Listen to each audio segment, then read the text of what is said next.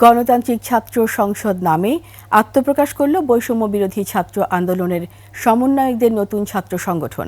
তবে আত্মপ্রকাশ ঘোষণার সময় দুই পক্ষের মধ্যে শুরু হয় হট্টগোল ও হাতাহাতি। এ সময় আহত হন 2 জন।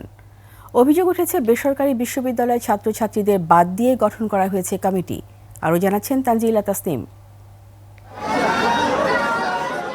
ঢাকা বিশ্ববিদ্যালয়ের মধুর ক্যান্টিনে বিকেল 3টায় সংগঠনের নাম ও কমিটির ঘোষণার কথা থাকলেও বিকেল 4টা পর্যন্ত সেটি দেওয়া সম্ভব হয়নি। 4টার দিকে বেসরকারি বিশ্ববিদ্যালয়ের শিক্ষার্থীরা সেখানে উপস্থিত হলে শুরু হয় হট্টগোল।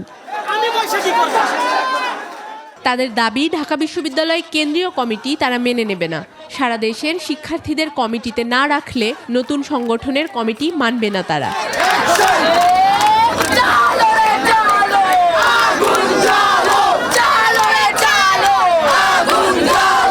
রাজনৈতিক দল হচ্ছে, দেখা যাচ্ছে যে বিভিন্ন সিন্ডিকেট যেগুলো আছে ঢাকা ইউনিভার্সিটির, সেগুলো দেখা যাচ্ছে যে প্রাইভেট ইউনিভার্সিটিকে মূল্যায়ন দিচ্ছে না। পাবলিকরা নিজ কেন্দ্রে কেমনে কমিটি বানায়, স্বৈরাচারী কমিটি।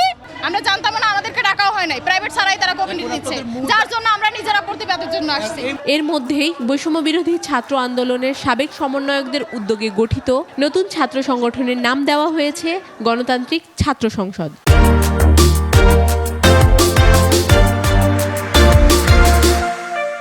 নতুন এই ছাত্র সংগঠনের কেন্দ্রীয় আহ্বায়ক হয়েছেন আবু বাকের মজুমদার, আর কেন্দ্রীয় কমিটির সদস্য সচিবের দায়িত্ব পেয়েছেন জাহিদ আহসান। এখানে কোনো হামলার ঘটনা হয়নি। এখানে যে ঘটনাটা ঘটেছে সেটা হচ্ছে, যদি কেউ কোনো প্রকার কোনো হামলার সাথে যেই সংশ্লিষ্ট হোক না কেন, সেটা যত দ্রুত সম্ভব করা যায় তত দ্রুত আমরা সেটা নিশ্চিত করব।